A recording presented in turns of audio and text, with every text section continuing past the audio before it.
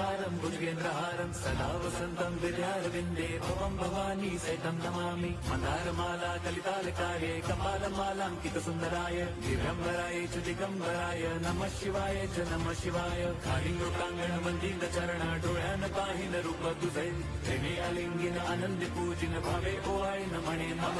त्वमेव माता पिता त्वमेव बन्धुश्च सखा त्वमेव